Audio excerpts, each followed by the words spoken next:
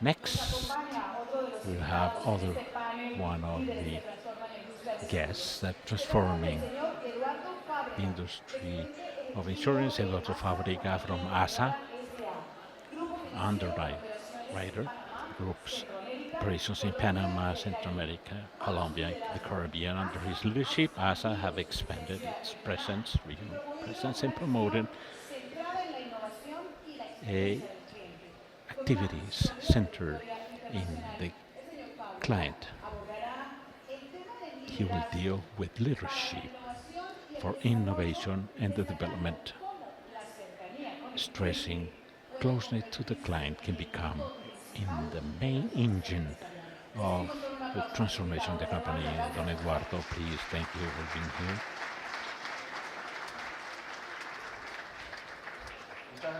Thank you. Greetings to all of you. Thank you for being here with me today from Costa Rica. Thinking about the experience in the client, I have to begin a story that I live in Costa Rica. Our master of ceremonies mentioned we're a Panamanian company, and our expansion towards Central America began in Costa Rica in 2010. We had the second license approved by the superintendency of the country. And today, I think thank God we were not the first one, we were the second one, because we didn't emphasize what others were doing. We came to Costa Rica, the first question was, what's the purpose of coming to this country? What are we going to do here? What would be the difference? We come from Panama, we're a company with good reputation and so forth. But what will be the difference against our competitors, potential competitors? And that's where we brought to the table many of the experiences we had in Panama that had to do with clients' experiences beyond price, products, conditions. The difference would be to accompany the client with engineering of prevention to begin with, and to claims. And with claims in Panama, our products, we have designed them, we have taken care of the clients with a purpose of paying the claims. We have a very good subscription at the time of claims. So, people ask, be Costa Rica the second most important operation of group as a group?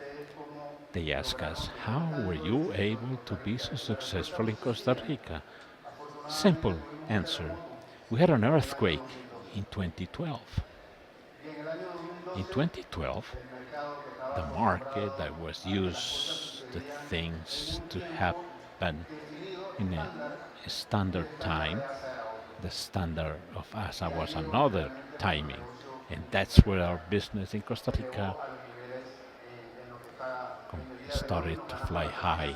We gained the trust of agents, insurance agents that are here. Thank you for your trust. So it was a wonderful experience. As time went by, you know, talked about the experience of the client, but it's important to explain you how we got where we are. Regional passion. In 2008, financial crisis in the USA group, as a group, was in a very solid financial position. September 30 days after I became manager, we sent a letter, unrequested letter, to acquire operations of ASG in Central America. They had big problems, more than a check we could extend to buy their operations. So that was nothing. Patiently, We were taking care of the claims. We were operating in Costa Rica, in Nicaragua, and in the year 2012, we were looking about the results of the crisis in the USA, now in Europe. We found an insurance company that needed to pay dividends.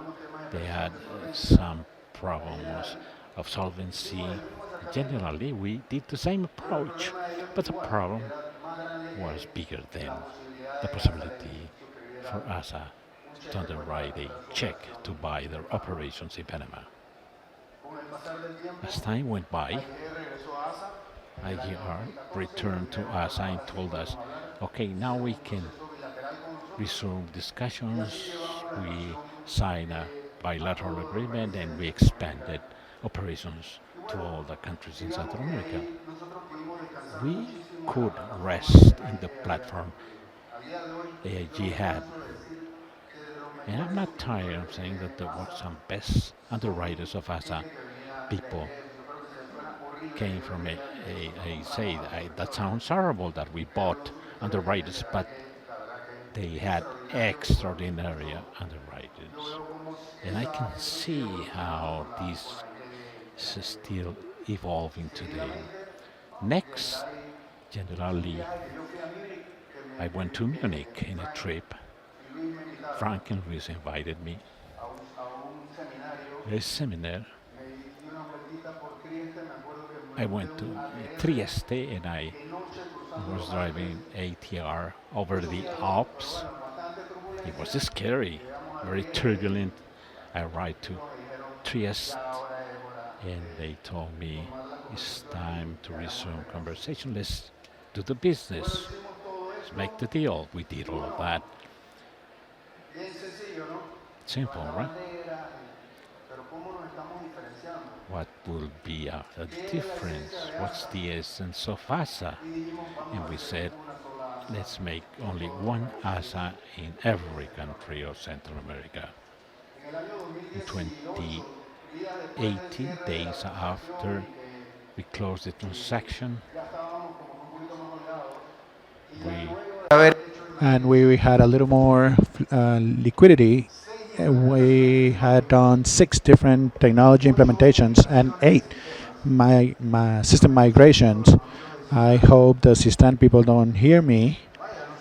And well, we had put together a technology platform that was now stretching in the 6 countries of Central America, and we could respond to all of our customers with the same technology, with the same tools, regardless of the country. And we believe that this analog and traditional service, I don't think is going to allow us to be scalable. And then thankfully, the CPO at ASA says, you know what, Eduardo, why don't we go to Orlando to a Gartner conference? And I went with him. And I was very nervous because I was saying, well, in the past 8 years, the only thing I've done is to buy companies, technology integrations, to visit some of the insurance agents, the analog part of the business, right? So I go to that expo a little bit afraid because in the digital plan we have been very behind, and quickly I realized that the insurance companies worldwide have done some things in the digital side, but they were done it to optimize. It was nothing that's really disruptive. The truth is that I was very unimpressed from what I saw. And the other thing that I wanted to do was how do we explore, how do we acquire a new technology platform that will really allow us to be scalable, right? To continue to grow, to be able to be scalable. And so at the end of the trip, we realized that, look, I'm not that concerned.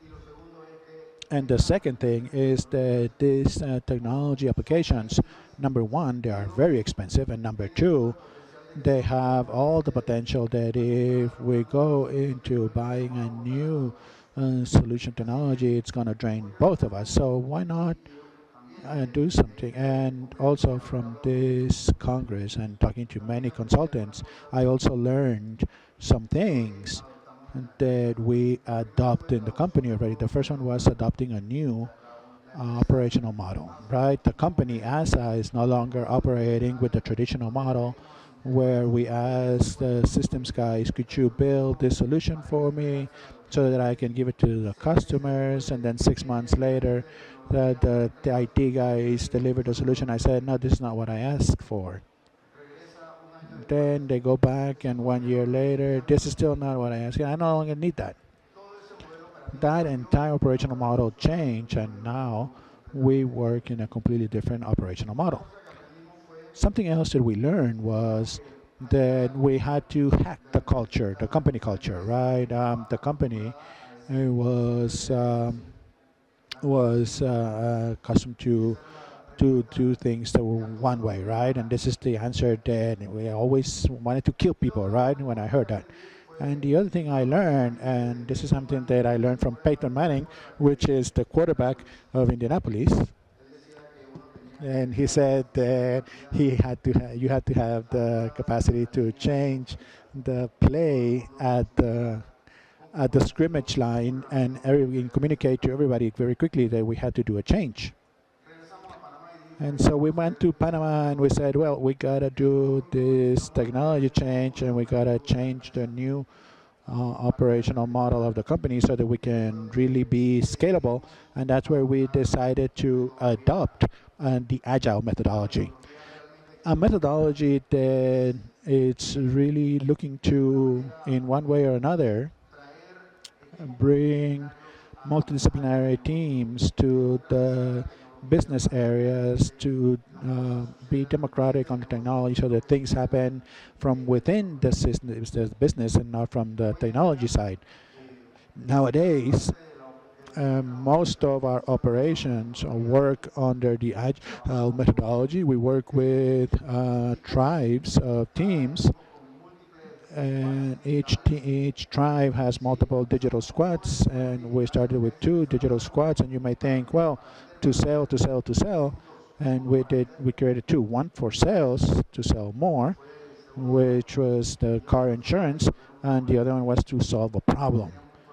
And we had a problem that I'm sure that all of you have probably gone through it, and that is the how to regain the car, right? The claims for the cars. And that's where we went into a lot of effort to see how did we bring the customer satisfaction that was around the 20-something% to numbers that were close to 90% today. And that was the 2 digital squads that we created to get started. On along, we were able to create multiple additional functionalities. We've been able to path the journey of our customers and try to be in each point of that journey with our customers so that the customers really values the company, not only when the claim comes in or where the purchasing of the product comes in. And then all of this changed the way we do our governance, right? Every time we want to have a new functionality, we are looking into how that new functionality, is gonna it's gonna help us, pay more.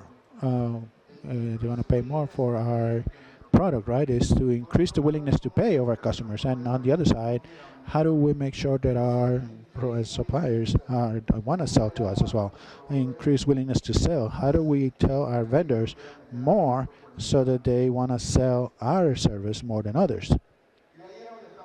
And that's where we are right now, and I believe that all of us have heard about artificial intelligence. I am a true believer that artificial intelligence is really going to be an added value to help us in our subscription, to help us in claim management, to help us in customer management, and it's really going to help us in what many of you like, that is the personalizing, the customizable.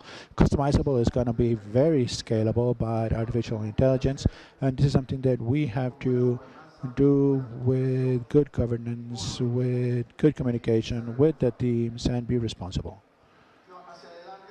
And in the future, something that I learned last week with the people from March McLennan and the people from Oliver Wyman, and I finally realized he was the same person here.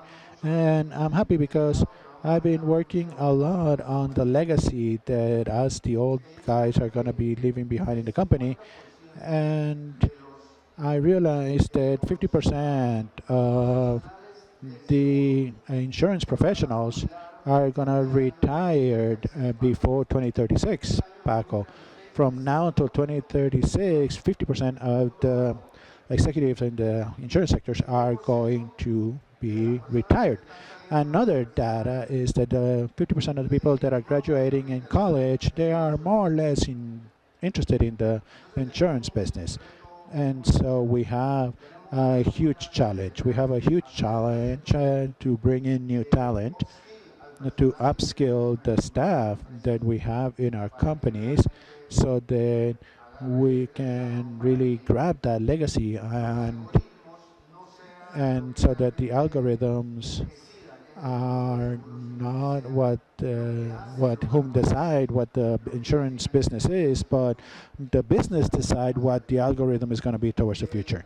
And what's left for those of us here, well, it's that commitment of letting the ones that are going to write the next chapter of the insurance business the capacity to do so. Thank you very much.